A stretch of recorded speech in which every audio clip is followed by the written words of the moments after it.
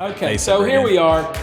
Podcast episode. There's so many now. I know. We don't count them. No, and when you get ranked this high, it really is a little silly to count your pods anyway. I don't care about the ranking, man. We already knew we were going to be number one. Swimming with the Sharks podcast. Welcome to the show. Got sidekick Cosby here, as always. Our technical czar, although I will say the czar today, if I had to be honest about it, you know, Russia had czars. They had imperialism, they had czars, and then they were all murdered. And a czar is what? Like a subject matter expert for one thing. Well, yeah, I mean, that's what we use the term now. But back in Russia, these were the rulers of Russia, right? These were the royalty. Mm-hmm. And then during the Russian Revolution, they came and they killed all these sons of bitches. And I was having that same thought with regard to our czar. Yeah. Earlier today, because our lighting didn't work. But he's also the current events guru, and his name is Rob, and he made it through his first semester of law school. So we appreciate you, Rob. He's good on the memes too in a group chat. Oh man, he's a meme machine. He hit me pretty good today. Yeah, he did. Colby, I just want you to know, throughout this podcast, we don't suffer fools. This is serious business. It's very serious. Yeah, and I want to also say to you, because I've been thinking about this all day, I'm going to give you gold. Okay. So don't try to make me shovel shit. There you go. You got me? Gold only. There you go. All right, so we're in the new studio. We're still having some issues, technical issues.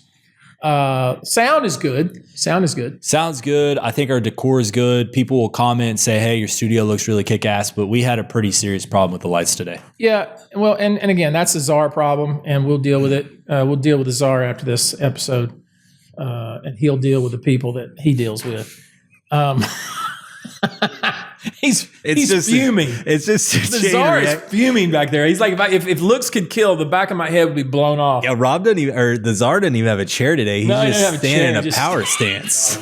He's just like ready to pounce on somebody. So anyway, somebody made a comment. It's like, man, I can't believe you had your studio in your house. I'm like, fuck you, okay?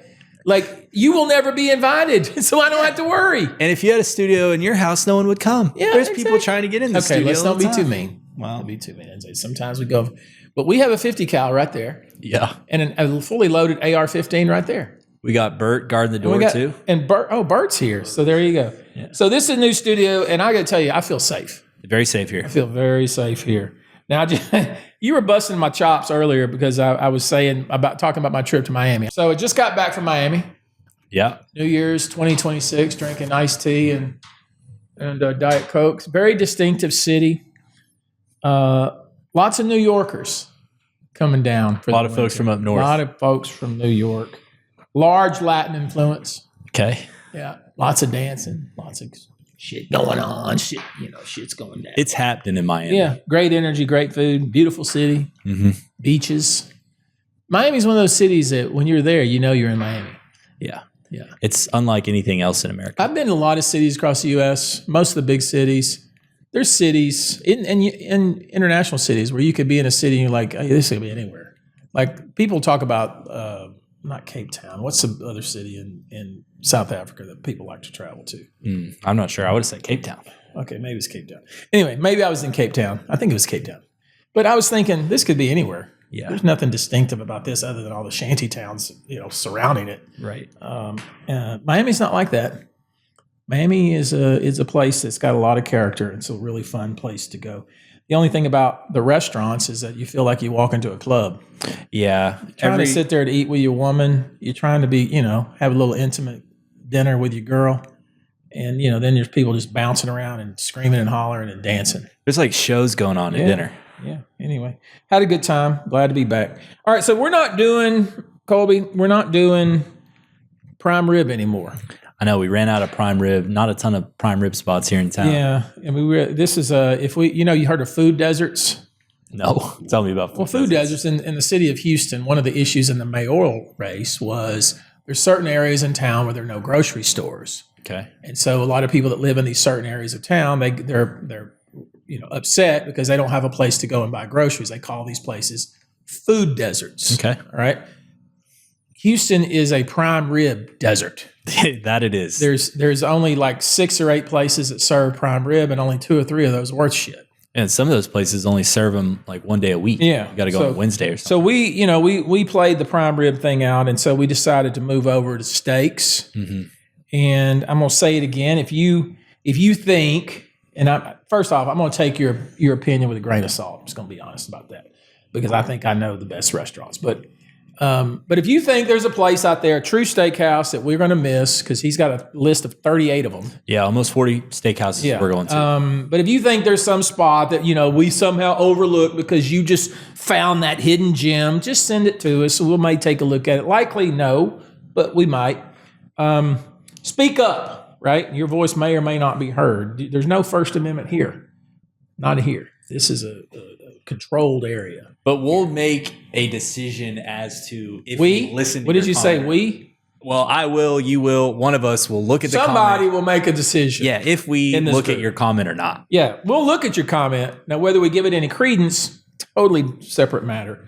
But so now we've moved on to steaks. And Colby, tell us you have the categories. We're going to get to this in a minute, but there's 5 of them. Yeah, we're rating these steakhouses on 5 things. First of all is the location of the steakhouse. Okay, and that's simply just, hey, do I have to drive very far to get there? And also what's around it. I mean, is it in a really bad part of town? Is there a valet? Is there valet? That sounds a little entitled, but go ahead, we'll get to that. Okay, so we have location. We have the ambiance of the steakhouse. Ambiance, basically like when you walk in there, do you feel like you're in a steakhouse or do you feel like you're in a lunchroom? Yeah, I want to know if the restaurant has any character to itself. Character. There we go. Third is service. Service. It's pretty self-explanatory. Because you could have everything perfect, and I think we saw this tonight.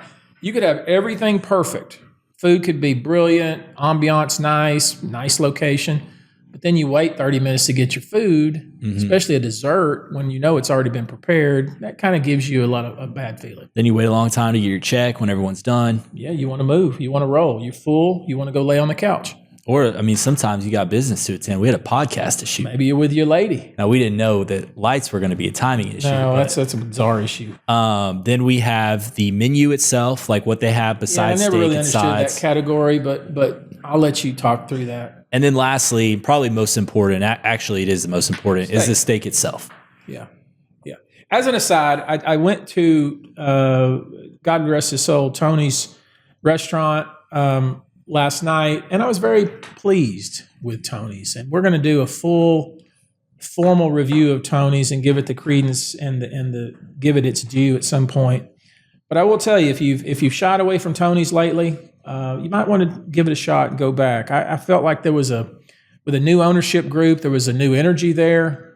They got a lot of big plans. I probably spent 35 minutes with 2 of the new owners talking through things. I think we're going to have dinner with me and all 4 of the owners, and maybe Francis and a group of her friends are going to have a deal there with the Houston Chronicle. So I think Tony's is on its way back. Yeah, that's one of your favorite spots too. Always has. Classic Houston, Texas. One of the segments that we always do, and one of the segments I think that we enjoy and really gets the listeners involved, is the reader comments. And Colby has picked out a few comments that we're going to visit with. But before we do that, make sure you know this. It's like you can't be in the law business. You can't be in the public eye unless you have very thick skin. Mm-hmm. And I've always said that never give someone else keys to your happiness. Right. So you're driving down around the city of Houston, and somebody cuts you off or whatnot, and you get all bent out of shape and yelling and screaming and hollering. You just basically gave some Nimrod 2 cars ahead of you, who probably doesn't know you existed, the keys to your happiness. So don't do that. So when you send your comments in, or you comment on social media, Facebook, Instagram, whatever, and you're like, oh, I got him there. Now, you should probably know that I'm the duck. Consider me the duck. I'm the duck that's swimming in a beautiful pond. And I'm swimming. And it's raining. It's raining like crazy. And I'm swimming in the water. But he's not getting wet. And I'm not getting wet, baby. All because nothing you can say to me is going to impact my zen. But anyway, let's talk about your comments. Yeah. So this is from. I'm not even going to name the guy's name. No. We don't name names. We don't want to put anybody on the spot unless I choose to. I'm not giving this guy any credence either. That guy I think this is talking about a clip from our last episode, maybe about air travel.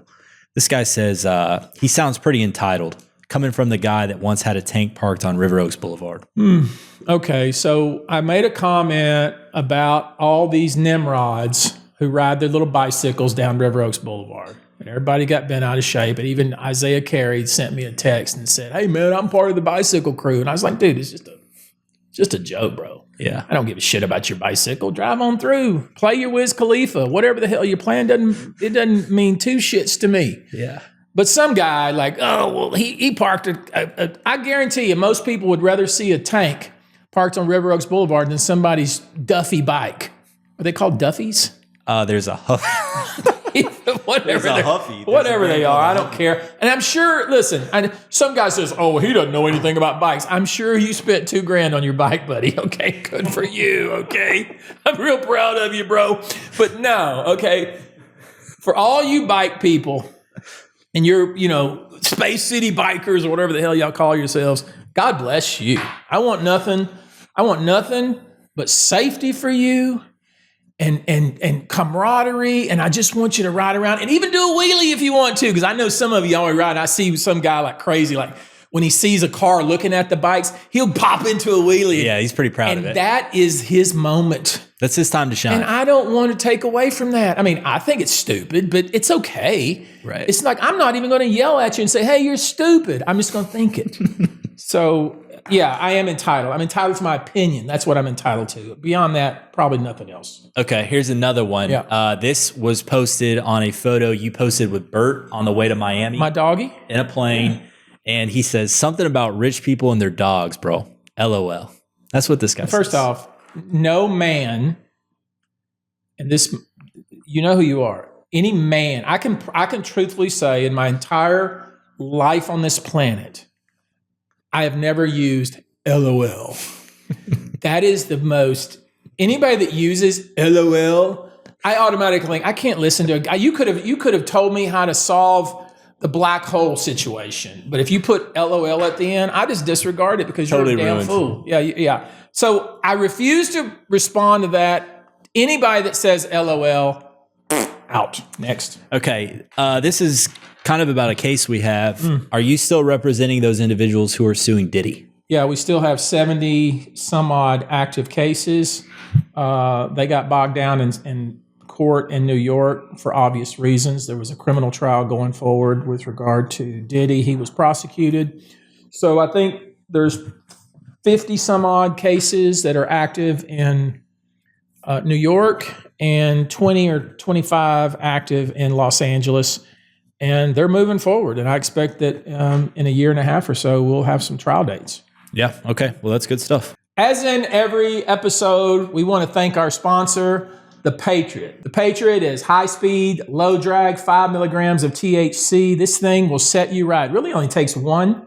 But if you try 2 on for size, I think you'll have a really nice afternoon. Sometimes we call this the Sunday Sipper.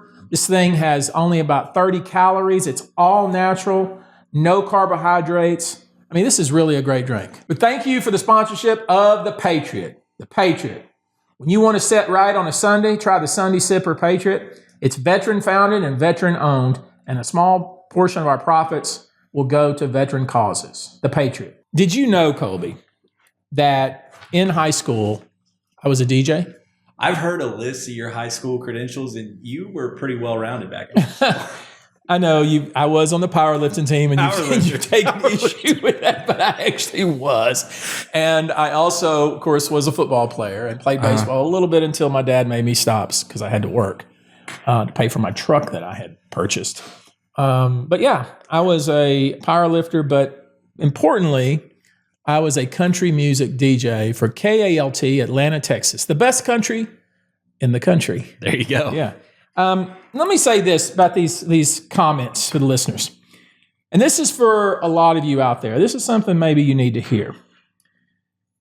This is for the people that do what they're supposed to do. The ones who try and fail. The ones who come up short but try again.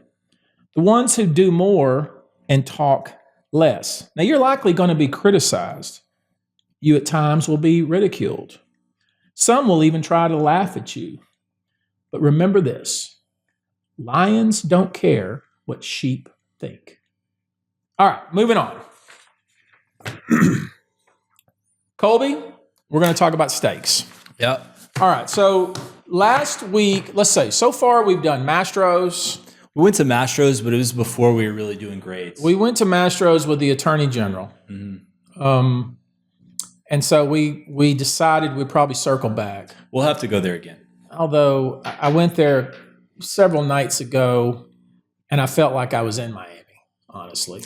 Yeah, it's a little clubby. It's a little clubby for me. And, you know, when I go there with my lady, I don't want to be bothered. I don't want to take selfies. I don't want to be touched. I don't want to wait in line. Right. I don't want to do any of that.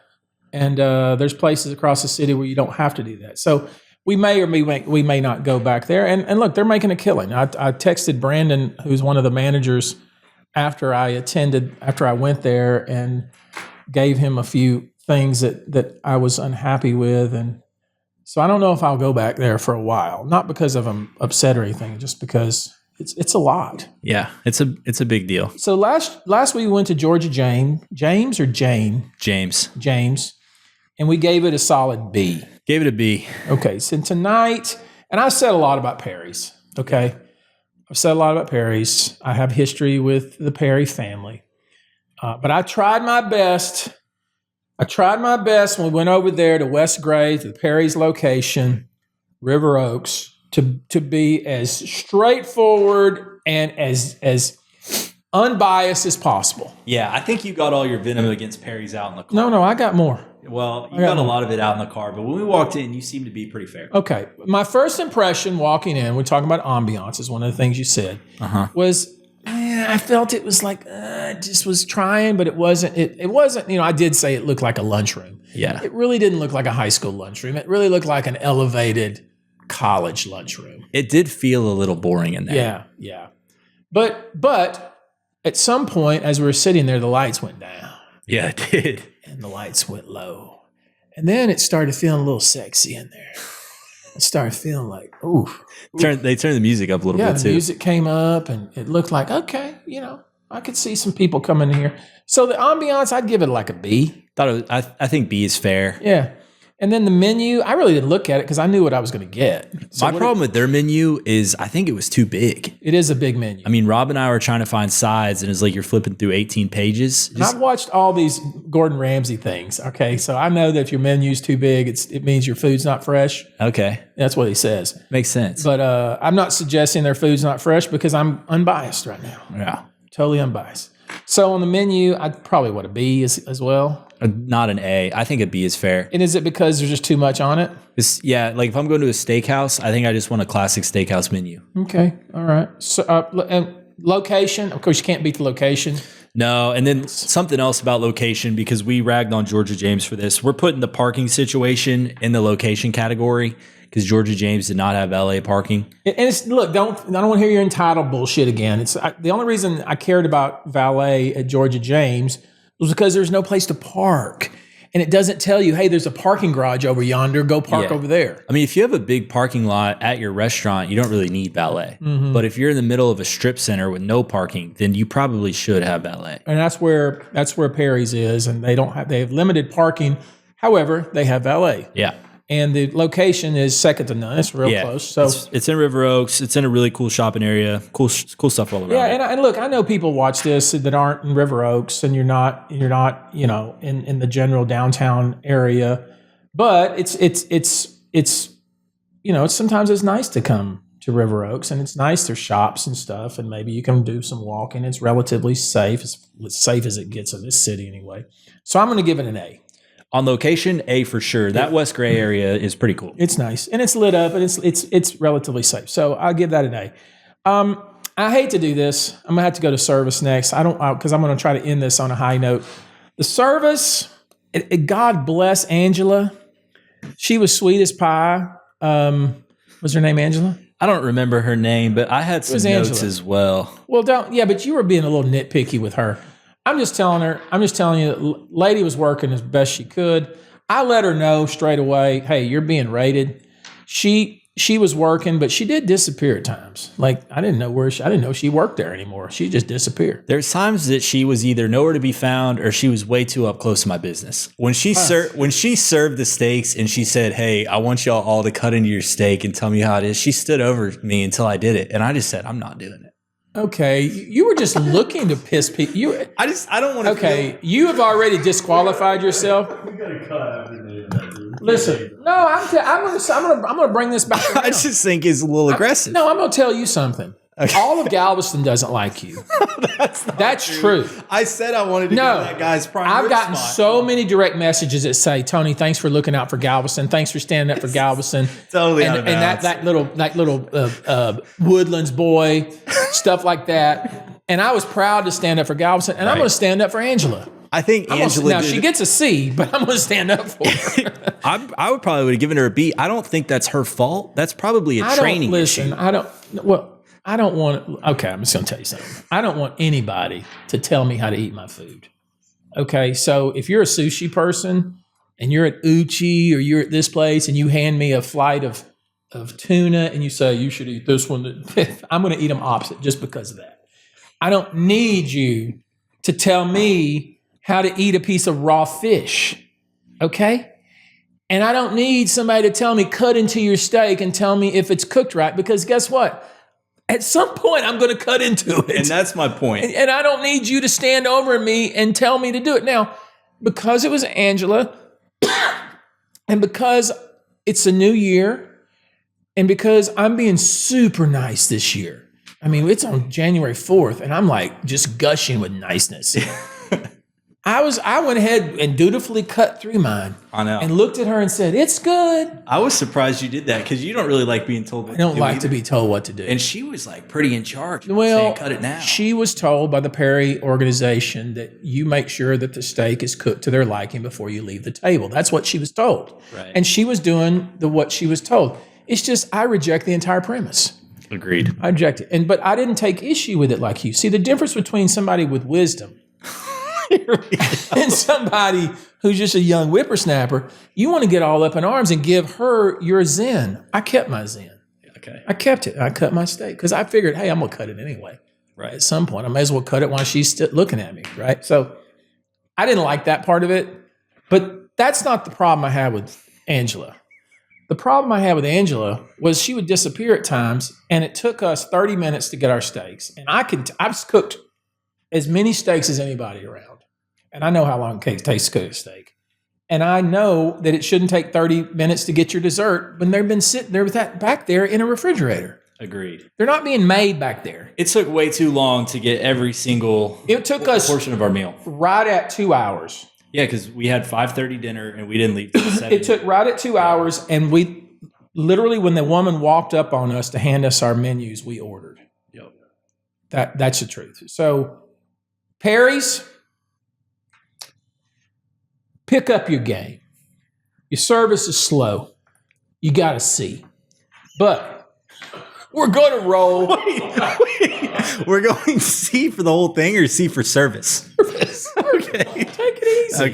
Okay. I didn't know. Now, here's the redeeming quality for Perry's. Yeah. My steak was kick-ass. The fifth category, and we've said the most important, is the steak itself. You got weighted a good A on the steak. On my steak, I had I'm assuming it was prime, but I had a ribeye. Had a Wagyu strip. You had a Wagyu strip. Robert had a small filet. 10-ounce filet. And I think everybody at the table thought, steak's damn fine. Everyone thought their steak was great. In fact, I told my wife that I'm going to Perry's and they're going to be lucky if they get a passing grade. And she goes, "No, I bet you'll really like it." And I came back and she said, "How was it?" I said, "It was actually pretty good." Mm-hmm. She said, "I told you so."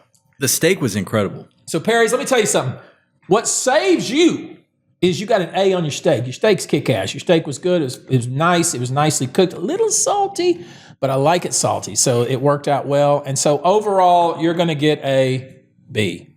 I think B's fair. And you would have gotten an A-, but for the slowness of your service. Again, not Angela. I gave Angela a healthy tip because it's a new year, but only because I thought Angela was sweet and nice and good. but the kitchen was a little bit slow. It was the Yeah, Angela can only serve what's ready. So There if you the go. steak's not But ready, see, it ain't here on you Angela. are, like, see him backtrack. He was all over Angela, and now he's come to see my way of thinking. Anyway, so Perry's, and let me tell you something. You people that are going to say, "Oh, you go to Perry's, you try the pork chop," you go to Perry's and eat the pork chop. Okay, you do that. I went and ate a steak. Okay, so keep your comments to yourself. All right, so that concludes our steak segment, and where are we going next week? We're taking comments. So if anyone has any suggestions where we should go, they should tell us. No, we're going somewhere. Okay. We're going to Doris Metropolitan, There we go. and that's right there on Shepherd, and we're going to go there. That's a New Orleans joint, Very cool. and in fact, I used to go before it was that. I used to go there to that bar back when I was a drinker and drink there a lot. Just that bar you went to. Okay. There may have been other bars I went to as well, but you get the point. So I want to talk about yesterday I had an almost religious experience. Okay. And so I cooked myself a steak, a prime ribeye that I got from HEB. And it was about 1.5 inches thick, but I split it in half, like widthwise. Right. And made it to like less than 2 an inch 3/4 inch steaks. Yeah. And I used some mesquite charcoal, and I used that old Weber grill, and I cooked that steak, and I cooked it, of course, medium rare, which didn't take long at all, but I love that charcoal flavor. And I had myself a steak sandwich. Not that night. That night I ate a little bit of the steak, but the next day I went to HEB. Well, I didn't go, but somebody went to HEB and got me some potato rolls. Somebody corralled your groceries. And so somebody made a comment, by the way, like, when's the last time you went to the grocery store? I was just thinking, does it count if somebody else went there for me? Yeah, I don't think that counts. Yeah, That's whatever. probably why they asked. So anyway, I just want to say I've been to, I think, almost 60 countries, and I've flown on many kinds of private jets, and I've hung out on big boats. I've stayed at some of the great hotels of the world, and I've eaten at many Michelin star restaurants in the United States, multiple star Michelin star restaurants, and abroad. I recall Gordon Ramsay's restaurant right there at the gates of the Palace of Versailles. That restaurant was just absolutely fabulous. One of those restaurants that you remember. I don't remember a lot as far as restaurants and going places, but every now and then there's a place that you really remember. That's one of them. But all that being said, I stood in my kitchen yesterday, and it made me think, like, I think the older you get, the more you appreciate things that are simple. And I think the more simple, at least for me, my taste becomes. Because I took that thin ribeye steak that I'd cooked the night before, and I heated it up real gently in the microwave with a little butter, and I put a little garlic salt on top of it. And then I toasted my potato bun, and I put mayo on one side and Heinz 57 on the other side. And I made a sandwich of that. That's all I put on it, just the mayo, Heinz 57, and that steak with that bun. And I stood there at my bar in my kitchen and ate that. And I swear to God, one of the better meals it was you've one ever of had. the better meals I may have had in the last 5 years. And I was thinking, why is this so damn good? And it was just simple. And I had a little glass of whole milk with it that was really, really cold. And I was thinking of all the things you've done and seen and been involved in, and people and places. I think I enjoy that more than anything of late. Well, that's a good realization. Yeah. And so, and it made me think that I read a book. I'm really I do a lot of reading, spiritual reading, and I'm very interested in near-death experiences. I don't know if we ever talked about that. You were on that for a while. I read it a lot about that. I'm really interested in that topic. I'm very interested in the how one separates themselves from from their feelings and their thoughts and what consciousness really is and what makes a person. That's your Untethered Soul book. That among many. And so I really like to delve into that sort of thing. And one of the books I read, we talked about people who are at the end of their lives. And you think somebody who's at the end of their life, that they would be running here and yonder. I want to visit this place. I want to visit this person. I want to talk to. But the opposite is true. What they found is those people, when they know their time is coming, that they become more and more focused on the most simple things, like the smell of their coffee, or sitting on their back porch and smelling the crisp air, or watching a sunset, things like that we all run through our lives and take for granted. And we miss all the little wrinkles of life that give it so much meaning. And that eating that silly sandwich made me think of that. And it made me very grateful. That's cool. And every now and then, it's weird that there would be a stupid steak sandwich that would give you that kind of thought. But I had that thought, and again, it just reminds me that, we really, we all have busy schedules. I'm sure everything that, you wake up and you're on your phone looking at your emails and running here and running there and taking care of this and taking care of that. The truth is, none of that is really that god-awful important. And probably none of that is what you're going to miss when you find out your day has come. And sometimes just eating a little sandwich like that reminds you of that. It's like that song, I'm in a hurry and don't know why. Well, all right. Okay. Okay, we really need to get a graphic. Because, I was watching a special on TV some time ago. It just came on Netflix, of Ricky Gervais.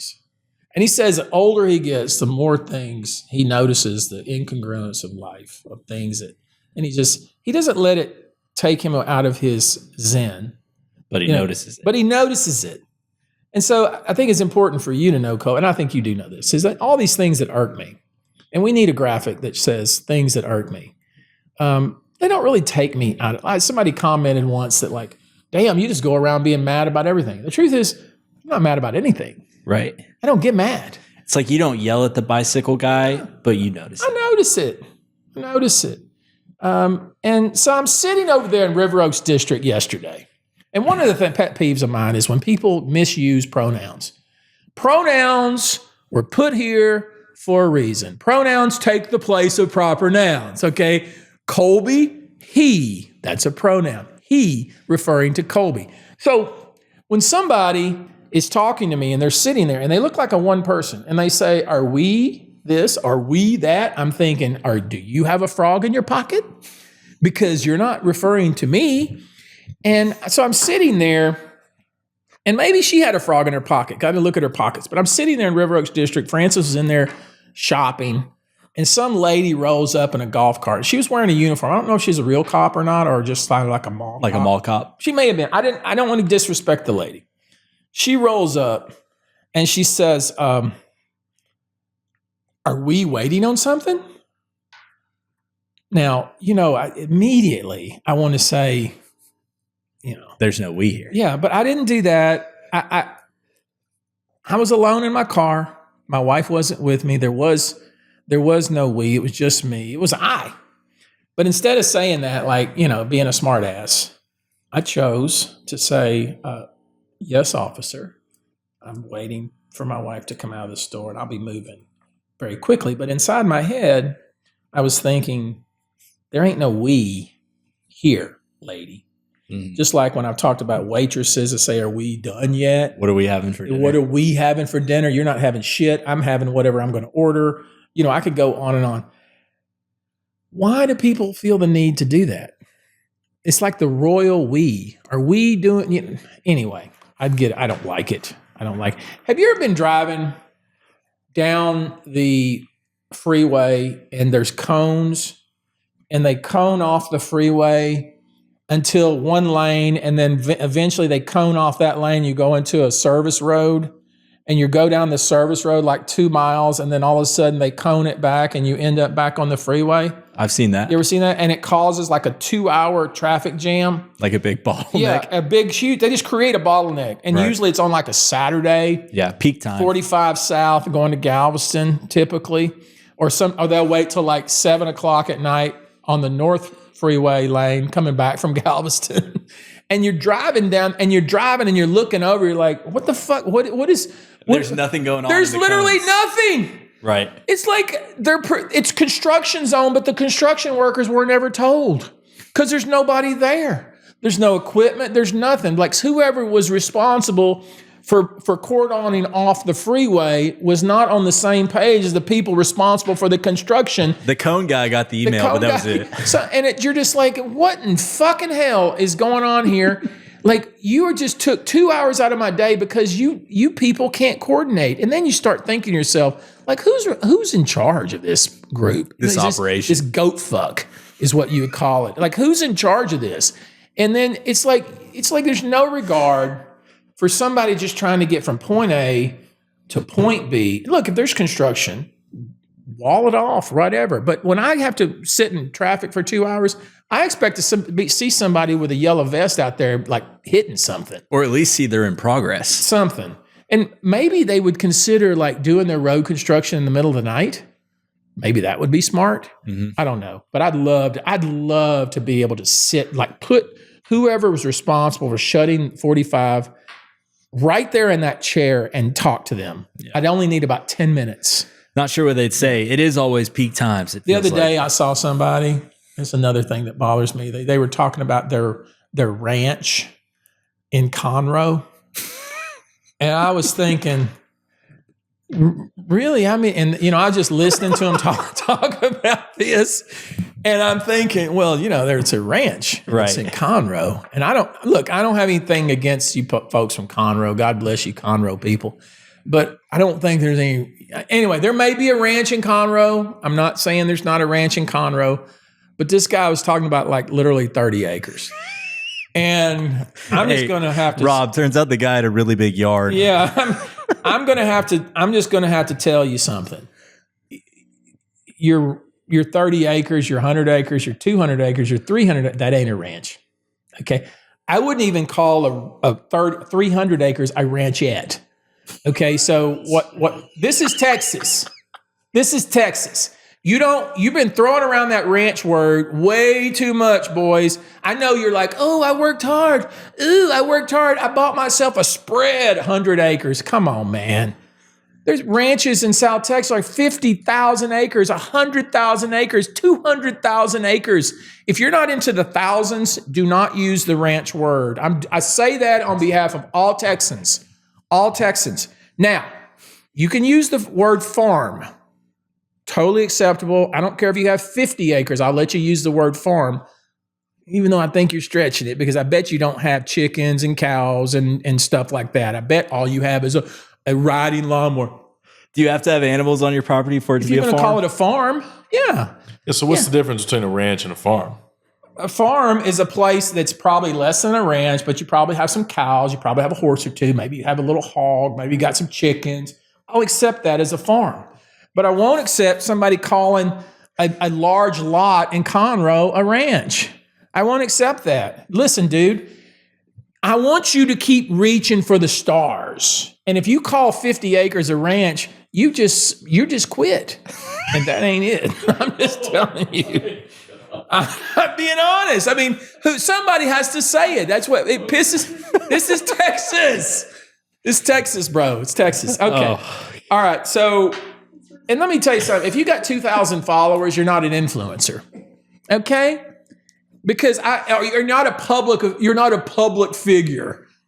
How many times have you seen on Instagram and somebody like sends you a pithy comment, and so you want to see if they're fat or you want to see if they're ugly or whatever, so you can come back on them, and you look at and you think they're going to say, you can put your profession in there, and they got public figure, right? And then you're like, well, I don't recognize you. And then I'm like, well, shoot. And then you got, 796 followers.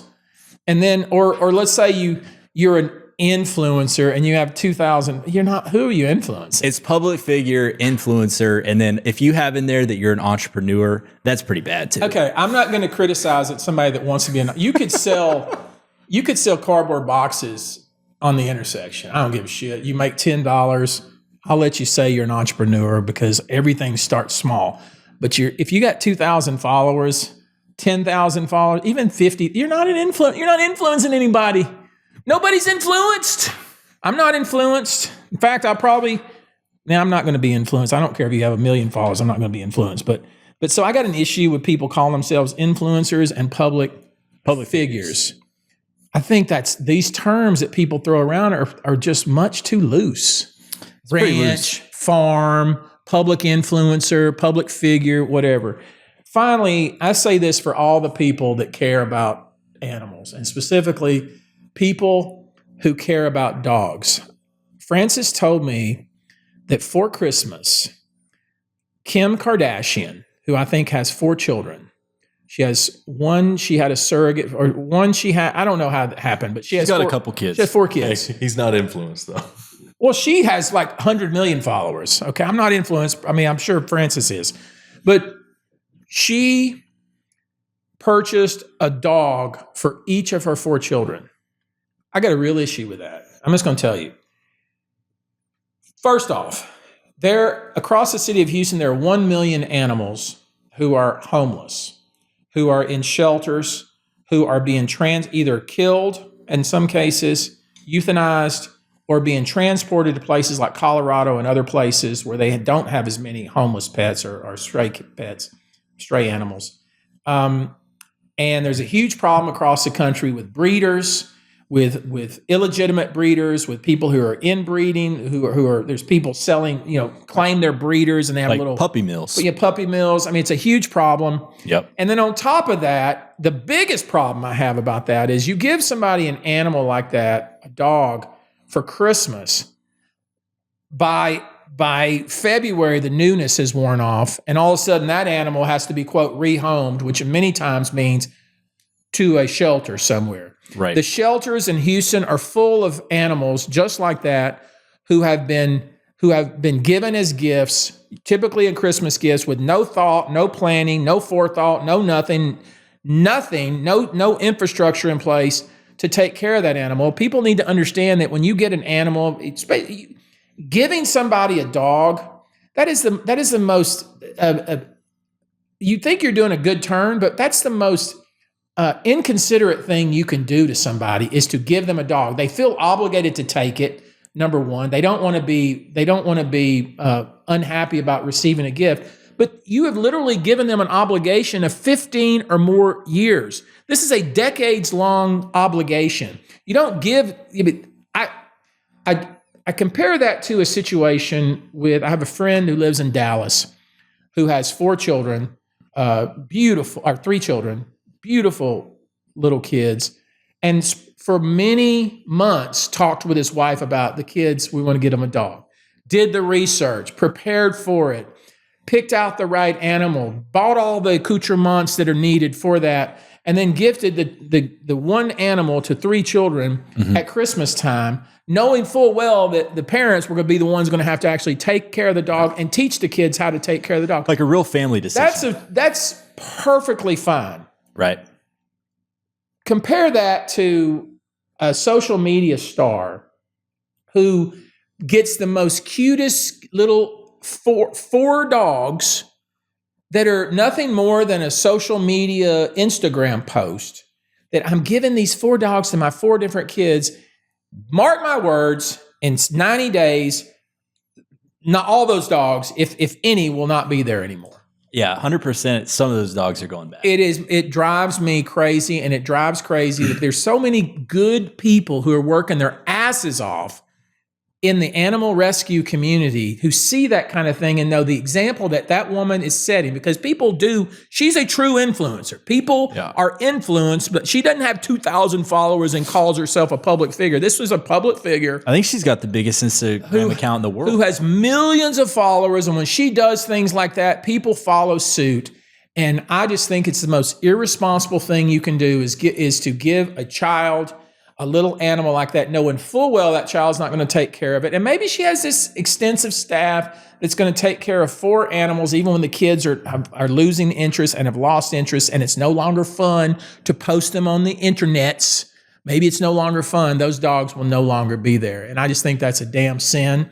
And I think it's a poke in the eye of everybody involved in the animal rescue community. So I said it because it needs to be said. Animals are a commitment and a responsibility. They're not an Instagram post. Very rare gifting someone an animal is appropriate. It's not appropriate. Very and rare. It's not appropriate. And look, maybe Kim Kardashian planned for this for 6 months. Likely not. Likely not. And maybe she has a 15-year plan for this animal about how she's going to take care of it and teach these 4 kids. Probably not. So I'll leave it there. Anyway, I'm off my soapbox, but that really gets my goat. You asked me the other day what I did in the Marines. I did ask. Why were you curious about that? I don't know, because I see you in your role every day as a lawyer. And I know that you always make military references and things like that. And I just wondered what you were doing when you were in the military, like who you were in charge of, what your day-to-day was, training, stuff like that. So I believe that the best thing for a young person, of course, I'm very biased towards the U.S. Marine Corps, but is a stint in the military service, specifically in the Marines. For me, I never criticize, or at least I try not to criticize people who take advantage of government programs that are designed to give somebody a leg up, a hand up, not a handout. And one of those programs is the ROTC program, the ROTC scholarship program. So for somebody like me, whose dad cut meat for a living and mother drove a school bus, who no one in the history, at least my line of Buzbees, had ever been to college, and didn't have any inkling. I think my dad might have had an inkling about going to college, but it was just a non-starter because financially it was not possible. And my dad graduated high school, he went to work. He got married, he had kids, he worked for 40 some odd years. And that's just how it was with his dad and his dad and his dad's dad. So I was in the same boat. And I of course, I wanted to go to college. I thought I could go to college. I thought I could graduate college, but I didn't have any financial options to do that. And I had a very frank discussion with my mother. She said, we simply cannot afford it. I went to my high school counselor, and he didn't have any options for me. There weren't a whole lot of kids at that time coming out of my little high school class that were going to college. Nowadays, a place like Episcopal High School or some of these schools around Houston, you have 80, 90% of these students are going off to college. For my school, it was, 5 to 10%.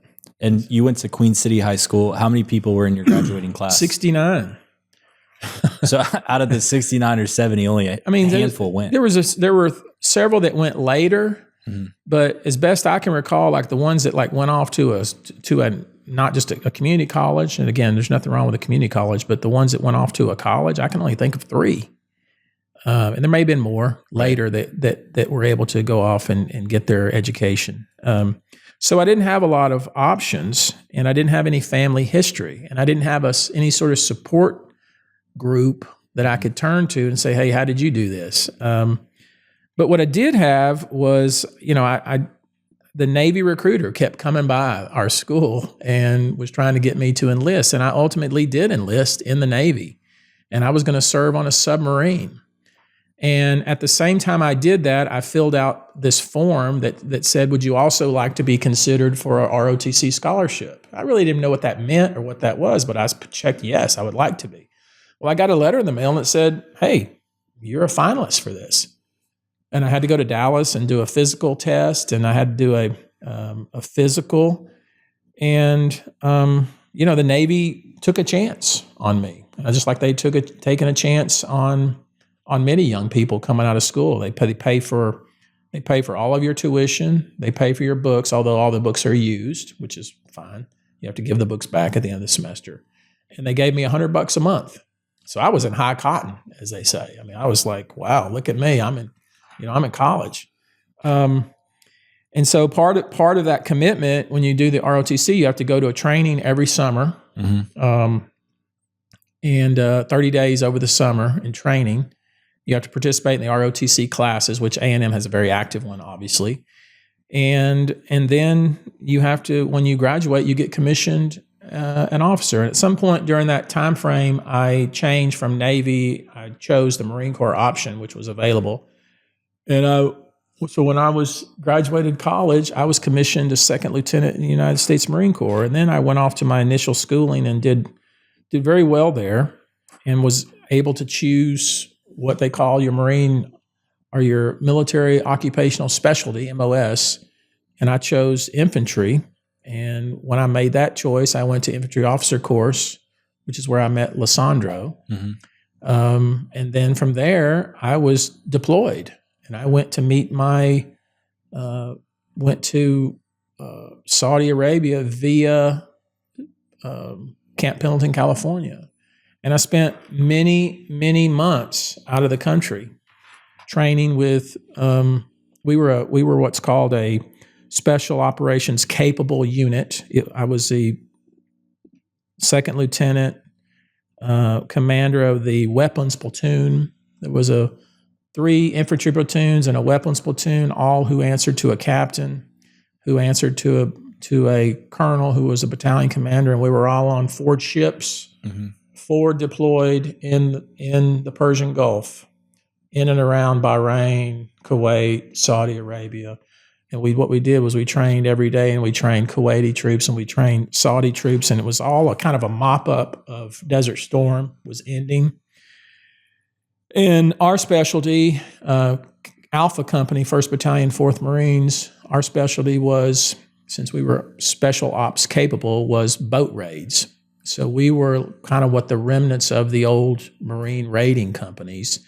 And so every squad had a boat. And everywhere we went, you carried the boat along with you. And and the boat was on the ships, and we would launch from our little boats off the ships and bust surf. And I was a scout swimmer as well. So I had a scout swimming team of I think 6 guys. I was the team leader, and we would get about a mile offshore in our boats, and the boats would rally up, and complete noise discipline, complete light discipline, and then the scout swimming team would insert, and we would swim about a mile, and I had a little compass on my wrist, and that's what I used to navigate, and it was just enough where I could see it from here to the end of my wrist, and nothing was out of the water except just your ear and this part of your head, and your pack. You've got it weighted such that it makes no silhouette. It's right below the surface, and your weapon is there. And you have 6 guys behind you? 5. I was a team lead, and swim about a mile. Sometimes it would be 5 miles, because sometimes we didn't have GPS then. Right, if you didn't get out the right spot. Got out the wrong spot. You got inserted at the wrong spot. You find yourself 4 hours later still swimming. And then we would mark the beach with infrared lights. And then I had a satellite radio that I would have to break out, because we didn't have the radio. All the technology we had then was not the way it is now. So we didn't have the ability to just radio somebody or a headset. We had to literally find a place, get signal, get a satellite, find a satellite, get it synced, and then make a call like beach is hot, and then our legs dry, or whatever our codes were, and then they would all come in to the beach that we'd have to go out like a mile this way, a mile this way, a mile this way, and make sure everything was clear. Anyway, that's what I did. I did that for 2.5 years. Was promoted to 1st lieutenant, and then at some point when I was back in the States, they had reconnaissance tryouts, and I was pretty high speed, low drag, kind of like the Patriot. And of course, that you want to be in the Marines, that's the best of the best. And if you're in the Marines, you want to be in recon, that's the best of the best of the best. So I tried out for that and was selected. I think it was on that squad or that group that tried out, I think there was 2 out of 56 that made it. And And then I started going to recon schools. I went to amphibious reconnaissance course on Coronado Island, which is incredibly intense, where the SEALs train. Recon's kind of the counterpart to the SEALs. So there's special programs, and those are all over the country, and you would go to the different schools? Mm-hmm. But you start out at amphibious reconnaissance course. That's like the basic. That's that's where they really weed you out. It's where you carry a boat everywhere you go. You run 8 to 10 miles a day in the sand in boots. They take you in the surf and make you do push-ups and sit-ups and stuff and try to. Do most people not make it? The people that were selected were the top of their battalions. Mm-hmm. But yeah, a lot of people dropped out. A lot of people quit. You'd either medically get, you hurt yourself some way, you break a leg or break an ankle or something like that, or you would quit. I think more people were medically discharged, washed out than quit. I think that's different for the SEALs. I think more of them quit than get hurt. I think in the Marines, more of them get hurt than quit. That's just my belief. And so that's what I did, and ultimately was the commanding officer of 1st Recon Company, answering directly to a regimental commander, a colonel.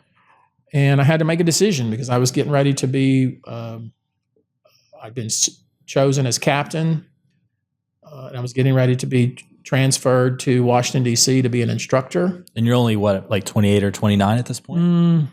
I was less than that. I was probably 24. Oh, wow. Yeah, I was young. But I was a captain. I made captain pretty quick. And I was always rated really high. I was always rated number 1 in leadership every time I was rated. That's why I was honor graduate at many of my classes I went to. So, and I had to decide, am I going to stay in this? And because everything, I'd hit every box. I was on my way, because you have to really manage your career and choose the right duty assignments and do well in them, seek responsibility, take responsibility for your actions. All these things they teach in the Marines, 14 leadership traits and principles, all these things, you just get burned into your brain. But I had to decide, am I going to go be an instructor for 3 or 4 years, and then rotate back into the Fleet Marine Force, or am I going to get out? I decided to get out. It's like I'd pretty much done everything cool that there is to do in the Marines. I went to dive school. I went to mountain warfare school. I did all these fancy schools and really had a great time, and went to, I think in a 3-year period, went to 16 countries. I trained with the Royal Marines in Australia, trained with troops and you trained with other countries' troops too, like I trained the Kuwaiti troops right after Desert Storm to try to defend themselves. I trained the Saudi Arabians. All us are special ops capable people. That was we were asked to do that kind of thing. Learned a whole lot. So that's what I did. And the only thing I'll say about the Marines, or the one other thing I'll say is, it's the best thing I ever did. I had all this stuff is going on around you, all this friction all around you, but you're like solely focused on what you're doing, solely focused. I didn't care. It wasn't my job to worry about the geopolitical situation. It wasn't my job to worry about. My job was to close with and destroy the enemy. That's the mission of a Marine Corps rifleman. That's the same mission of a Marine Corps captain. And so my job was completely devoted to my people. They were completely devoted to me. And I'm still just keep in touch with those guys. It made me who I am. It will make it, when I meet somebody who's a Marine, all the pleasantries of trying to get to know who this person, I already know who they are. Right. So we start off at step number 2. Yeah. So that's what I did in the Marines. All right, moving on. Cool. Rob, we are at current events, and you are the current events guru. What's going on in our world? We had some conflict over in Venezuela. I want to hear your thoughts. What's going on there? Venezuela. So, it's interesting to me, and I don't want to get too political, but you Democrats, you guys shoot yourselves in the damn foot. You shoot yourselves in the foot. Joe Biden says, this guy, Maduro, he's the kind of guy that Trump is going to curry favor with, and Trump is going to cuddle up to and be friends with because he's a fellow dictator. You had years to deal with this guy, Maduro, who has been sending tons of drugs into the United States. You had all this time to do this. And what did you do? You did nothing. You did nothing. And then Trump rolls in here and rolls over there without any deaths, without any injuries, and basically takes 2 people out of their country who the streets are full in Venezuela right now of people just overjoyed that this dictator has been removed. Yeah, the country's happy this happened. And the Venezuelans who fled that country are overjoyed. They're parading around the city of New York and other places, just ecstatic that this guy who claimed to be the leader of Venezuela, even though it was clear that another person won that election, and he just basically disregarded the election, cheated the election, and said, no, I'm in charge. And you Democrats, instead of saying, okay, I hate Trump, I can't stand Trump, but at least this is a good thing, you can't even bring yourself to do that. And you wonder why the American public really just kind of disregards everything you say. Be consistent. You claim that, we are against kings, no kings, all that bullshit you were doing, running around like a fool, claiming that Trump was a dictator. A true dictator was just taken out.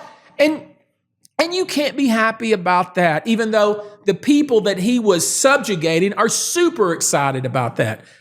I don't understand it. Here's what I will say about this. At first, when I woke up and I heard that Nicolas Maduro had been basically removed.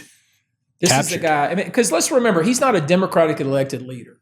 A lot of the CNN says he was the leader of Venezuela. He was a dictator, a self-described leader. Nobody elected this guy. He was not a democratic elect. He was a person by cheating and by force decided he was going to be the leader. That's called a dictator. And so we wake up and we hear that this guy had been removed with his wife. And I think a lot of people are like, whoa, what in hell? But the rest of the story, as Paul Harvey used to say, is this guy had been indicted and had been under indictment for drug trafficking for a while. And this was, the U.S., say what you want about Trump. Say what you want. And you may say, well, he's horribly inconsistent. He let this drug dealer go, but okay, let's focus on this one act. Prosecutors allege that Maduro and his regime ran and protected a vast drug distribution network and enabled drug dealers, cartels, and narco-terrorists to operate. That Venezuelan officials provided law enforcement cover and logistical support to cartels shipping cocaine and fentanyl into the U.S. Assume that's true. Now you find me one person that says, well, I still think that he should be the dictator there. If you say that, I'm sorry, I'm going to have to call you what you are. You're a fool. So, I had the same kind of pause that other people had. Like, wait, are we just going to go into other people's countries and just remove people that we don't like? I think there's a lot more to it than that. And of course, as I always feel, the American military, second to none. To be able to do what they did, to go and literally, and let's not forget, and I hope when we do the edit on this, we'll play some of the video of this guy literally yelling at the camera and come take me, you can't get here fast Trump, enough. come take me and all that stuff. Okay, we did. Yeah, we got you, pal. And if I were president, would I be posting some of the things that Trump posted on Twitter? Probably not. But by now, I think we all understand that Trump is he's going to do him. He's unfettered. Okay, he's going to do him, and we can get mad about it, or we can just say, look, I'm going to try to look past that sideshow and look at the results. And in the grand scheme of things, removing, and I could look at it cynically, like, oh well, we just want to get their oil, and okay. All right, let's say that that's true. You know how much oil they have? Yeah, biggest oil reserve in the world. You know how much oil they have? So the thing is, what do the people there think? What are the people? And I think, at least what I've seen, and this is even through CNN and CNBC and CBS and NBC, a lot of the entities that let's all agree, they can't even pretend not to be liberal. They're liberal. Yeah, so far left. But they even their cameras show what's going on. The people there are just ecstatic and overjoyed. And so the hope is, I mean, I didn't like hearing him say that we're going to run Venezuela. Right. But, you know, Trump says things like that. I don't think anybody has any illusions that you know, 5 years from now, the U.S. is still going to be, quote, running Venezuela. I think what he's trying to suggest is that we're going to try to ensure some sort of orderly democratic resumption of a government process, and then we're going to step back. Yeah. So that happened. One other thing, you know, we spent an entire pod and lots of airtime talking about all these bodies that were found in the bayou. And Robert, the number is, I think, like at 34 now? We're in the 30s. I believe so, yeah. They found 3 more in the last week. Yep. And one of them was, I mean, let's not even talk about the body they found that was in the bayou, but was in a tree burned. You know about that. I heard about the body that was in a cooler. That was a while ago. Body in a cooler. And it's like we hear we hear so much about bodies being found that we just like, oh, another body. And where is the Houston Comical? Where are they at? I know. They've been real quiet every time there's a new body that pops up. The thing is, it took me posting on Instagram and raising this and posting on Twitter, which we got hundreds of thousands of people responding, for the Chronicle now started an investigation. And they started and lasted about as long as a popcorn fart, basically. Yeah, it wasn't a fair investigation. It's like, where's your investigation? Like, where is an answer? And, you know, I like our DA. He's a friend of mine. I know he was quoted saying there's no serial killer. But I'm just going to say this. I mean, that's the same thing that our mayor said, and that's what you would expect a leader of the city to say. But you show me the evidence. And don't just tell me like, oh, most of these are probably homeless. Mm-hmm. Come on. That you cannot say that unless you show me line and verse of each one of these people. Yeah, put a name on each body and a background, how old they were and what they did. Don't just tell me that's what you think. Right. Don't tell me that's what you think, because with all due respect, what you think means nothing. What I want to see is the facts. And so the facts are 3 more bodies in the bayou. The number is now over 30, and we still don't really have answers. And the fervor about it, you know, it went out just as quickly as it started. Yeah, it feels like to get away from it, they're just reporting on it less. It's just like I don't understand it, you know. And the Chronicle does not like John Whitmire. I know John grouses and feels like he's been treated unfairly by the Houston Chronicle. And I think that's true. I think, you know, they've made big issues about how the Democratic faithful are trying to vote and say we're never going to give him an endorsement and all this stuff. They don't endorse in city races anyway. It's so stupid.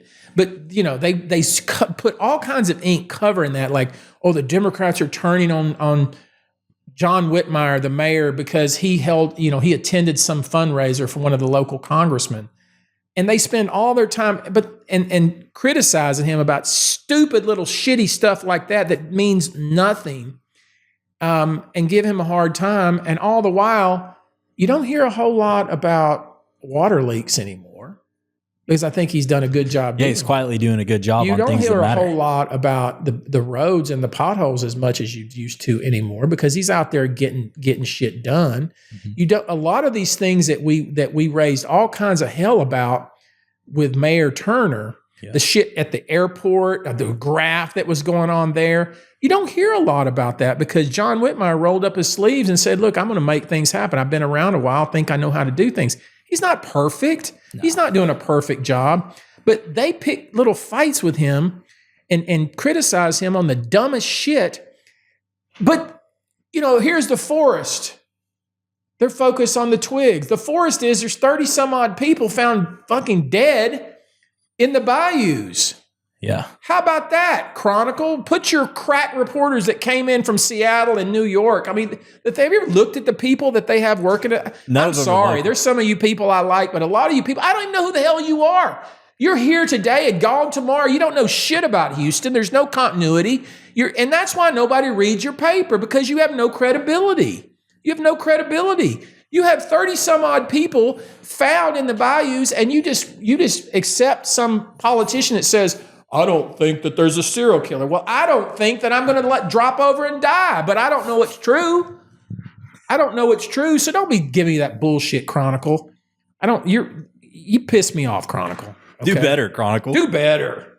Do better. Get off the mayor's. Get on his case about the bodies in the fucking bayou, and get off his case about some precinct chairs voted they're not going to endorse. Who gives a shit? Nobody cares about that. Nobody cares. I mean, I'm a precinct chair. I don't care what side, Democrat, Republican. Oh, I'm a precinct chair. I'm going to withhold my. Nobody cares. Okay? Nobody cares. Mayor Whitmire will get reelected if he wants to be reelected, and I hope he does. I hope he does. And if he runs, I'm going to vote for him. How about that? I've noticed less homeless since Whitmire's been in too. I got to say, and people were up in arms and pissed off because there's some homeless thing that's going to be, you got to put the homeless thing somewhere. Right. It's going to be in some neighborhood. Of course, the people where it's going are going to be pissed off, but to his credit, he showed up over there. He took all their questions. He took all their fire. He took all their criticism. He explained to them why it should be here. And you know what? You got to give somebody credit for that. I mean, he's not the sexiest guy. Okay. He's not the most photogenic guy. He's not the guy that gives the most, although I've heard him give some damn good speeches, but he's not the best orator in the world. Right. But you know what he is? He is a worker bee. He does the job that needs to be done, and he drowns out all this foolishness that people attack him on. And I wish the Chronicle would do a better job. I really do. There's some issues in this city that really need some investigative work. And what precinct chairs and who they're going to endorse, no one gives a shit. There you go. Okay. Get your zen back. Zen. The Chronicle has never been fair to me. I think it's obvious. We're going to wrap up the Chronicle, but let's hit it one more time. I mean, they've never been fair to me, and I see them doing the same kind of thing. And of course, anytime they report on me, they get this big spike, little uptick. Yeah, they get an uptick, and there's two different organizations now. I bet you didn't realize this. There's the Houston Chronicle that's on Instagram and Facebook, and then there's Cron.com. Okay, I didn't know that. Totally different set of people. So when something's going on, I'll hear somebody from the Chronicle will call me, blah, blah, blah, blah, blah. And then I'll answer their question. Then I get somebody else from the Cron.com. I say, hey, I just talked. No, we're not part of them. We're separate. Like, oh, okay. You mean both of you are doing a shitty job. You hit them with a copy and paste. Yeah. I want to focus on something, and because we're going to wind this down, but Colby, I'm going to ask you a few questions. All right, go for it. And I want you to try to answer these, because a lot of people listen to this podcast, they're driving. They may drive in Dallas, they may drive to San Antonio, whatever. And, a lot of times people think that, we're mad all the time because we're yelling at the Chronicle and stuff, but we're really not. And I want to make sure that we delve a little deeper into some things that really matter. And I'm going to ask you, so what if you knew? Do you have a group of friends? I've got a group of friends that I hang out with, yeah. These are friends that you've had you're a 30-year-old man. So I'm 30. The group of friends that I hang out with is pretty much 3 people, and I've known them all since I was probably 12. Okay, these guys you would rely upon? Yeah, these are my boys. You needed something, your boys. Yeah. Let me ask you this. So what if one of your boys, what if you knew that by tomorrow somebody was going to ask him, is Colby a good guy? Is Colby and you knew that he was going to deny you, that he was going to basically say some. He's going to sell me out. Sell you out. How would you feel about it? That hurt. I mean, how would you feel about it?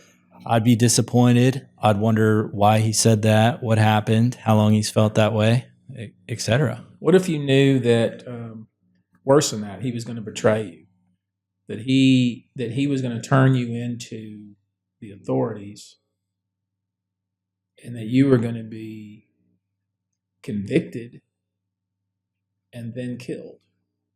I guess I'd start to wonder why I'd consider him one of my boys for so long. Would you, if you knew that, if you knew he was going to do this tomorrow, would you have dinner with him today and not mention it? And not mention it?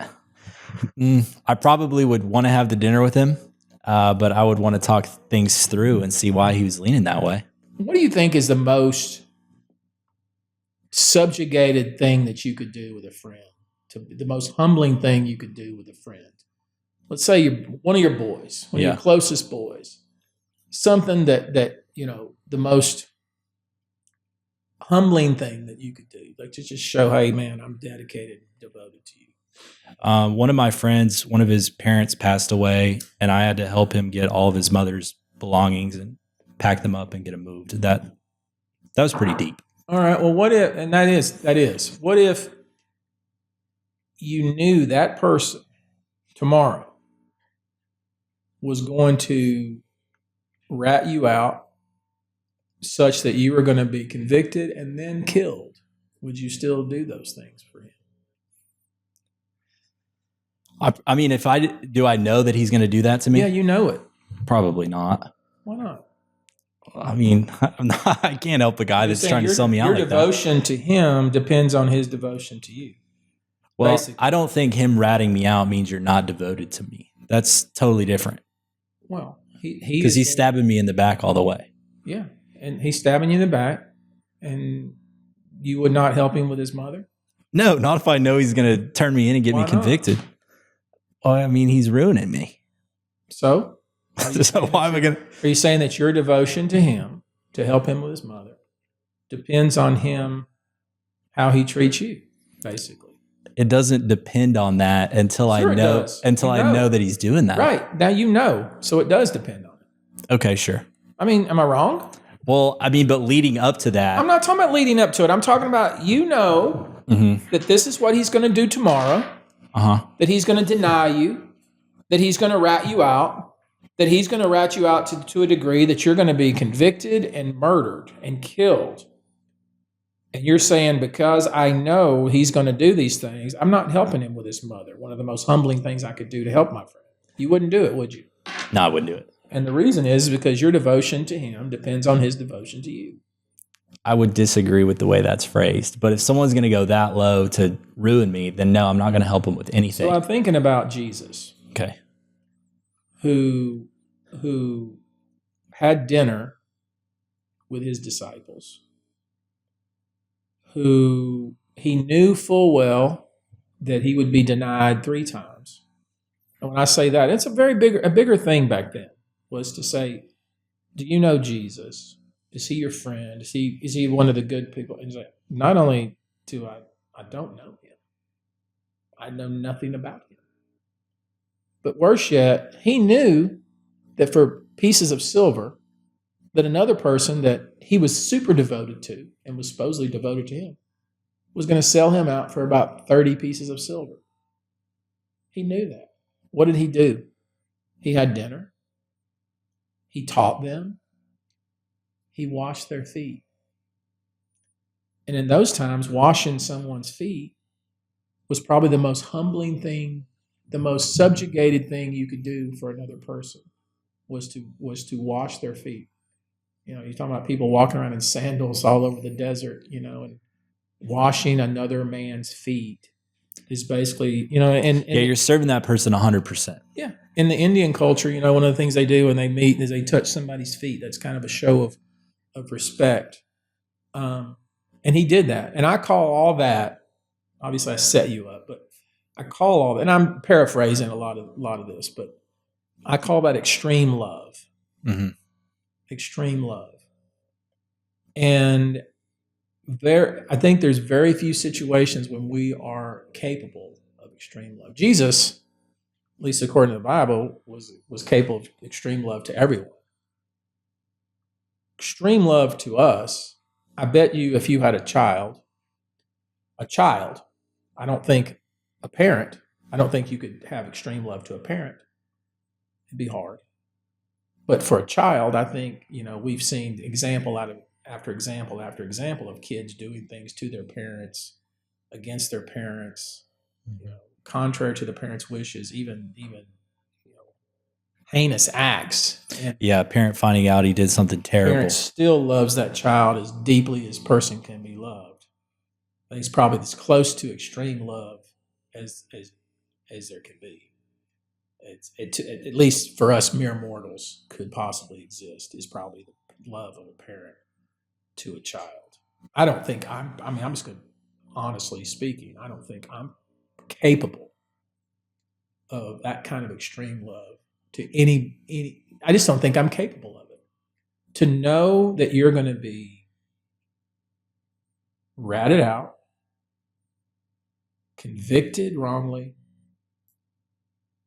and then crucified because of one individual in particular, and that at the same point, around the same time, that another person that you hold so dear and so close is going to deny you multiple times before the morning comes. But yet you still show all of this love and caring and compassion and patience. That's extreme love. Yeah, that's tough to even imagine doing that. That's the example that was set for us, which I don't know if we could ever live up to it.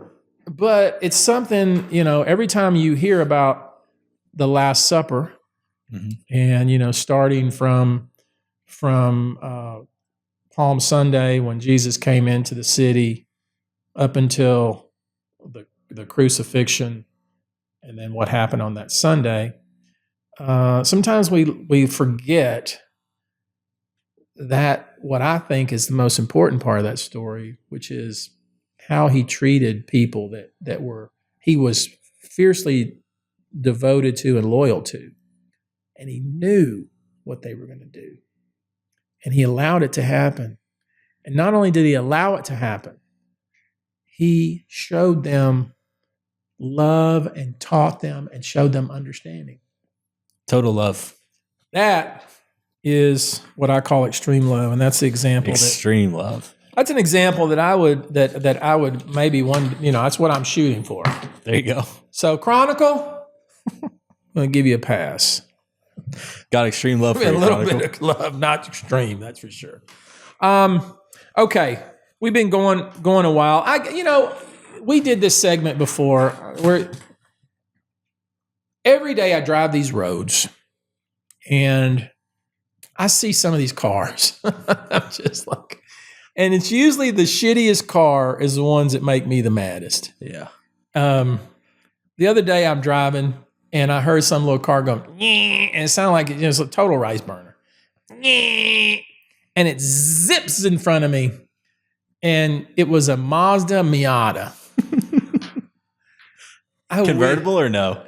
Yes, but the top was up. Oh, okay. And I wish I had a bazooka. Just nuking. Blow it off the road. So this segment is the top 5 worst cars on the road. And I've already kind of given myself away. The number 1 worst car, the biggest piece of shit on the road is a Mazda Miata. If you drive a Mazda Miata, rethink your situation. It's even worse than that. Let's say that we're over here and we're all talking and we're having a little conversation. Then there's a group of people over here. They're not part of our conversation. And then there's somebody way over there in the corner.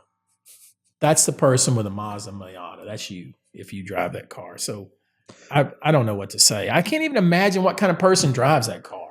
Yeah, I can't imagine what would have to go on in your head to think, I'm going to go buy a Mazda Miata. Woke up one morning and I was like, I'm so excited. Because there's so many cars to pick. I'm going to get a new car. I'm going to get a Mazda Miata. I don't get it either. Oh, my God. Okay. All right. I've said this before. I'll say this again. PT Cruiser. Ugly. God, I hate that freaking car, especially purple ones. PT Cruiser. Dodge Charger. Come on. Dodge. Stupid. Anybody that drives a Dodge Charger is a meathead. Said it. Okay. Kia Soul with all the hamsters in there. The Kia Soul, yeah, that's out. I would like to just go to a Kia Soul and kick it and knock it over on its side. Hate a Kia Soul. Now, this may be a little controversial. Ford Thunderbird. It's kind of an old school people like pick. 73 years old I'm gonna have to give some major pushback on that. You a Thunderbird? Ford Thunderbirds, those kick ass. I mean the more recent ones. I don't think there are. They haven't come out with There those. are. They came out with recent ones. They're really ugly. Not the old school Ford Thunderbird. I love those. Okay. I'm talking about the more recent ones. Talking like 2002. That one. Yes. That's bad. Blow that piece of shit up. Usually it's some 73-year-old dude with white hair, but the hair is kind of yellow. You know what I'm talking about? And he has a little smell to him. Easy on You know the what I'm talking about? 73-year-olds. Well, okay, 83. Okay. It's right before you stop driving, whatever that age is. And his hair is like really white and it's yellow. You know how it turns yellow? And he's driving that, and he's usually got a lady over there, and she's a little bit chubby. And she's about 25 years younger. Rob, this is getting oddly specific. And she's all smiles. She's like this. Because she is super proud to be in the car with him. Right. And he's getting a little handsy. He's getting handsy with her. So now we've taken And driving number one, for Thunderbirds. okay, so top 5 worst cars on the road: PT Cruiser, Dodge Charger, loser, Kia Soul, Ford Thunderbird, but only the shitty ones with the guy with the yellow hair, and number 1, Mazda Miata. You heard it here first. That's a pretty shitty list. Yeah, it's pretty bad. Okay, you know, I want to talk a little bit about, it is the new year. And in the new year, people like to set resolutions. Yeah. And really all that is goal setting. Mm-hmm. And in the law practice, you know, I encourage all the young lawyers in the firm and the older lawyers in the firm, like, hey, at the end of the year, as you're leading into the new year, take measure. You went off to Beverly Hills. I know you were chilling out in Beverly Hills. I went off to Miami. Rob went off to Cayman. Mm-hmm. And hopefully each of us had a time to kind of regroup and to think about, okay, what do I want my 2026 to look like? So you got an overarching idea of what you want your world to look at. And listen, you're the architect of your world. You can blame everybody in the world about all your little troubles. And I'm not suggesting your troubles aren't important. They are super important, certainly to you. But ultimately, you're responsible for creating the reality you want to live in. And so one way to do that is you think, okay, how do I want 2026 to be? How do I want it to be? And then you break that down into your resolutions, or what I like to call just your goals for the year. And I think a lot of people, I used to give this, what I used to call hip pocket classes in the Marines. Anytime in the Marines, it was always hurry up and wait. You know, we gotta go now. And then all of a sudden you're down, and everybody's just like, you know, drops down with their packs, and everybody's laying like this. And you lay there long enough, finally people take they wait a while, and they finally take the things off their shoulders, and then they actually sit down. Anytime we would have 10 or 15 minutes of downtime, I always carried around with me these note cards that I called my hip pocket classes. And one of the classes that I gave more than any was goal setting. There was an article that was written at some point that talked about goals, and I'm paraphrasing here, but 3 kinds of people. There's people with no goals. They just take life as it comes. Nothing wrong with that. But, you know, if you don't know where you're going, you're going to get there, right? Mm-hmm. Second kind of person has goals, but they don't write them down. And the third type of person is a person that has goals and then write them down. And there's the mere act of putting them to paper, writing them down, really commits in your mind, you know, what it is you're hoping to accomplish. And then, so when we're talking about setting goals, there's a little more to it than that, because a lot of people say, you know, the typical goal that most people have at the end of the year is, I want to get in shape. Mm-hmm. And so places like Bally Fitness and all these fitness places, that's when they have this huge run on gyms pop off memberships. And then somewhere around March, you know, it's empty again. Paid for a year, but you don't ever go back, right? And that's probably, I mean, the truth is, if everybody actually showed up the gym who had a membership, you would never get on a weight, right? Right. And so these gyms, they count on you not being able to fulfill your New Year's resolution. But let's assume that you finally committed to yourself that, hey, I'm gonna accomplish something. I'm gonna set a goal and I'm gonna accomplish it. The biggest mistake in my view that I see people making is they say, I want to get in shape, but they don't define what that means. Yeah, there's a goal, but there's no plan at all. Yeah, well, but even the goal is not specific enough. Like you say, hey, I want to read more this year. Well, what does that mean? You're going to read one more page than you read last year? Do you even know how many pages you read last year? It's not defined. Yeah. So like I want to learn to play the guitar. Well, even that's not specific enough. Like you should say I want to learn to play this song from front to back without stopping. Okay, that's specific. Mm-hmm. I want to get in shape. Okay, maybe that means your definition. I'm going to define shape as meaning I can run a mile in 7 minutes. Right. Right. Or have a body fat. Yeah. Or something. Or I'm going to get a body fat test or whatever. So the biggest mistake I think people make is when they have a goal, they don't make it specific and measurable. Mm-hmm. It's got to be specific and measurable. And then add on to that a time frame. So let's say your goal is you want to get better at the trial practice. Well, who's to say if you're better or not? Yeah, that's kind of vague. It's very vague. It's not specific. There's no time frame involved. There's no way to measure that.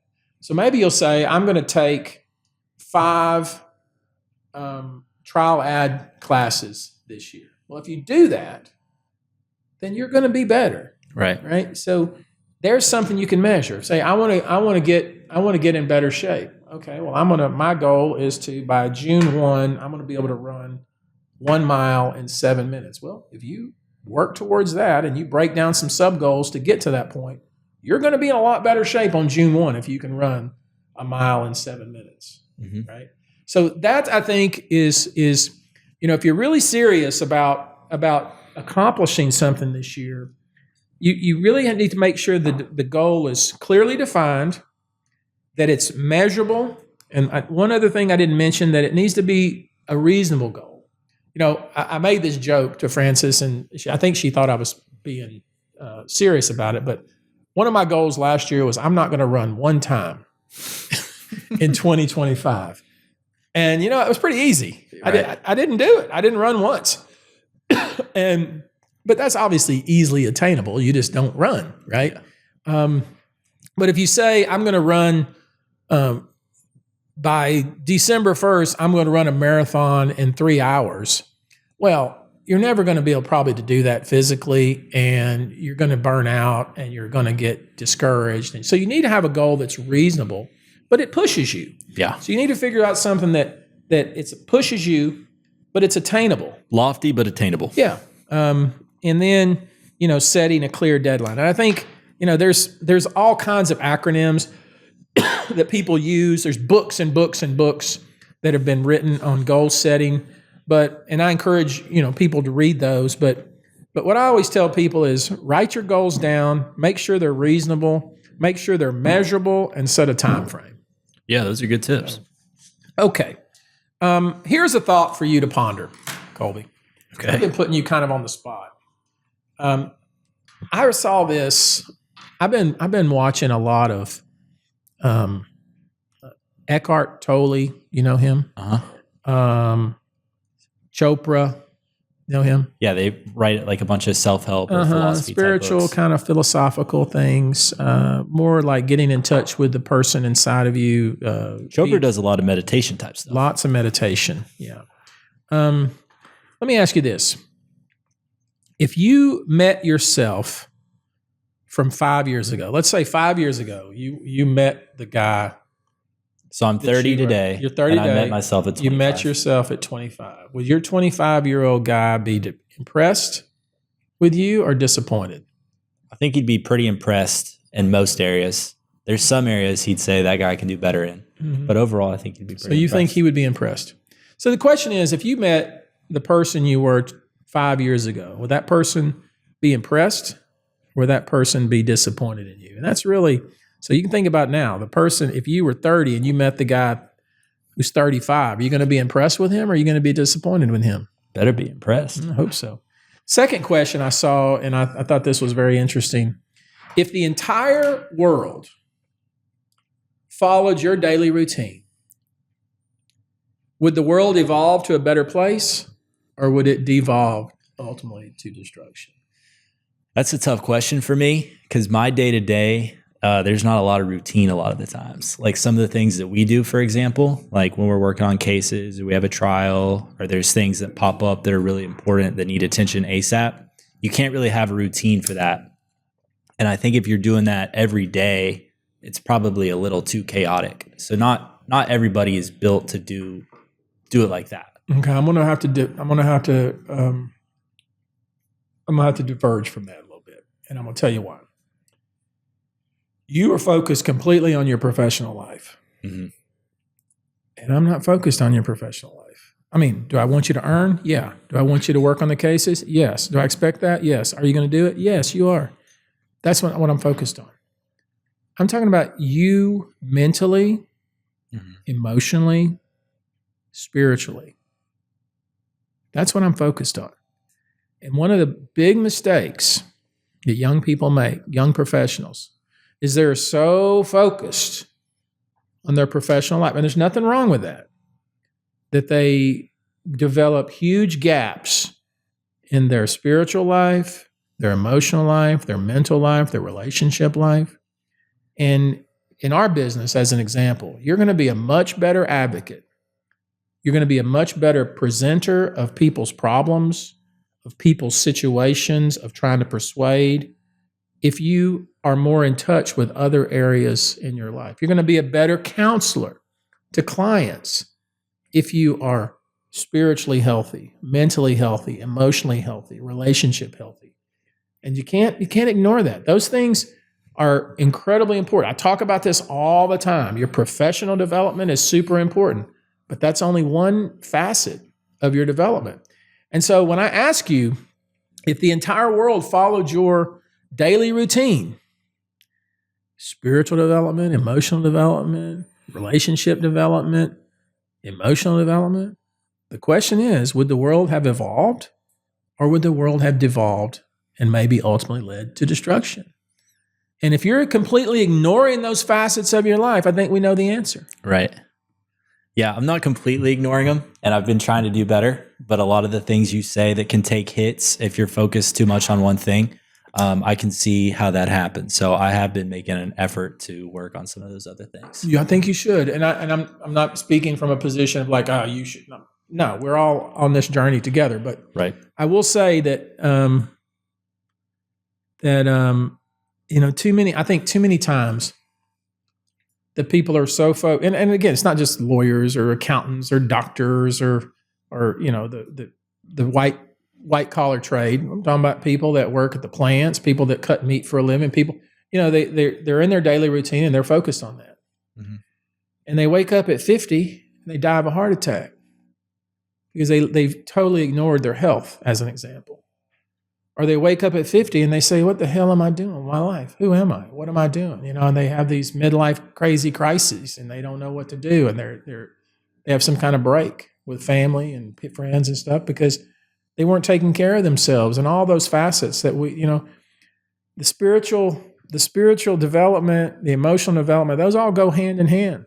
And I think that too many times, because look, in the United States, we want to, I've talked about goal setting. We just spent a whole segment talking about accomplishing your goals.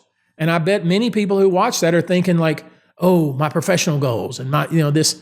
And I bet very few were thinking about, I want to be more at peace. Right. So I'm going to meditate, work myself up to 30 minutes a day of meditation. If you do that, you'll have more peace. I promise you. And I bet many people that heard that weren't thinking about those things. That's things I'm thinking about now. Mm-hmm. And I think you should think about them too. So let's talk about I Remember a Case segment. One of the more popular segments in the podcast. Some time ago, South Texas College of Law didn't like its name. And South Texas, to be clear, because the name's a little confusing, is located in Houston, Texas. Right. It's a downtown Houston law school. It was concerned that many people thought that it was a school in the Valley of Texas. And that's a legitimate concern. It's a legitimate concern that should have been considered when it named itself in the first instance.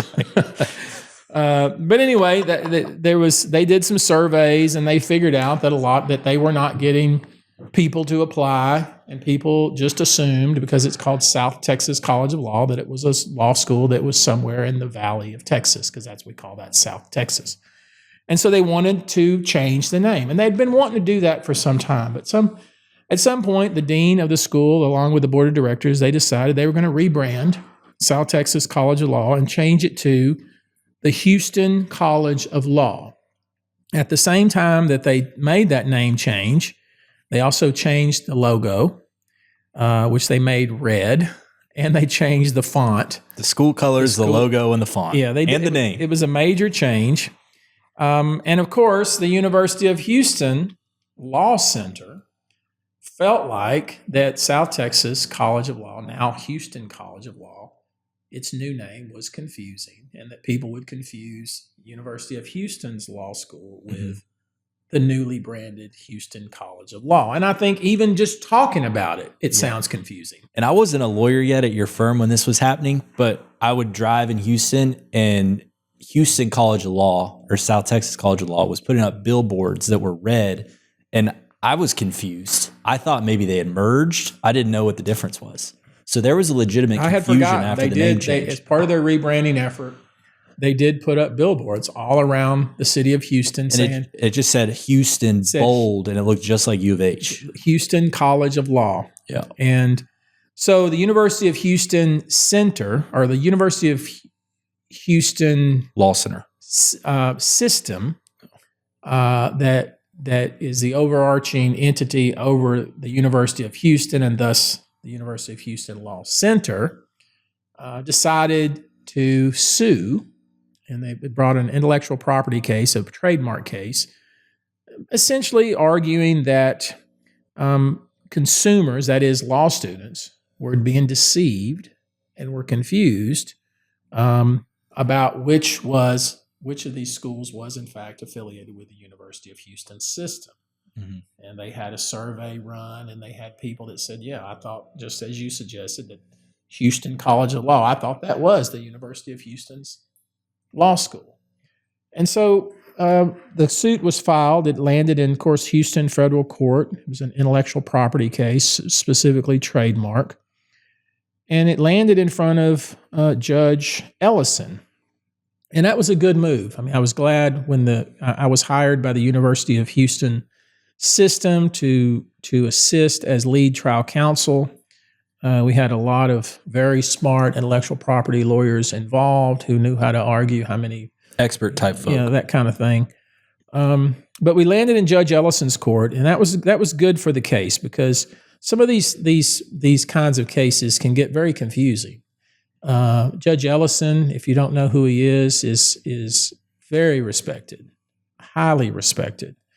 Here's a guy that went to Harvard undergrad, was a Rhodes Scholar, went to Oxford, and then law school at Yale. So if there was any judge that you wanted this kind of case, if you thought you were right, that you would want this case in that court. Of course, we argued that the University of Houston Law Center was very distinctive. It was connected to the colors, to the font, to the system. We argued that those were our colors, our logo, our name. And it wasn't just this specific color. It wasn't the specific logo. It wasn't the specific font. It wasn't the name Houston. It was all of them together was our trademark that was distinctive and protected under trademark laws. Of course, the South Texas or Houston Law Center, or whatever they call the Houston College of Law, argued that, wait, you can't protect the name Houston. You can't protect the color red. So and that's a typical kind of arguments that are made when you're in a case like this. They want to break it out into the specifics of the logo, the colors, the font, the name, whereas we want to say, wait a minute, this is all part of the package. And we had it was a huge hearing. It was standing room only in federal court in Houston. As you might imagine, it was written about in all the legal journals. Because every lawyer too in town, or not every lawyer, but 90% of them went to either South Texas or U of H. So everyone's going to care about it. Everybody in Houston, of course, cared about it. Certainly all the judiciary and the lawyers, but also nationally, because it was very interesting. Can you protect the name Houston? It's a city. It's a city name. How do you protect that? How do you say you can't use the name Houston in your law school name? And we weren't arguing that per se. We were arguing that we have this color, this font, this name for this law school. A package. And if you use it, you are going to infringe upon our trademark, and you're going to cause confusion in the marketplace to the consumers, that is law students. Mm-hmm. So, and then of course they argue that, wait a minute, you're a law center. We're College of Law. There's all these arguments. And the hearing went on for half a day. Lots of press, lots of legal scholars weighing in, lots of articles written, as you might expect. But at the end of the day, Judge Ellison agreed with the University of Houston. And on top of that, made it clear that he was going to order them to change their name back. Now, remember, at this point, South Texas had already rebranded itself. It had billboards all over the city. It had coffee cups. It had T-shirts. New merchandise. It had all kinds of merch. And I have a lot of that merch because I used it during my argument. But this was merch that lasted, 3 months. Didn't really get off the ground. 3 months of merch. And now South Texas College of Law remains South Texas College of Law. All right, so that's the segment I remember a case. So we're going to wrap this up. Great school, by the way. Sorry. Great school, yeah. Look, I think I've given props to South Texas College of Law. It's a great school. I have nothing. In fact, I'm going to teach a class there. Yeah, in the next fall. spring. Yeah. So in the fall or spring? In the fall. In the fall. So as I've said before, don't do anything I wouldn't do. But if you do it the way I would do it. Take your time. Be present. We spend a little time on that. Count your blessings. Show some gratitude. Be grateful. We have a lot to be grateful for. And God bless you until next time.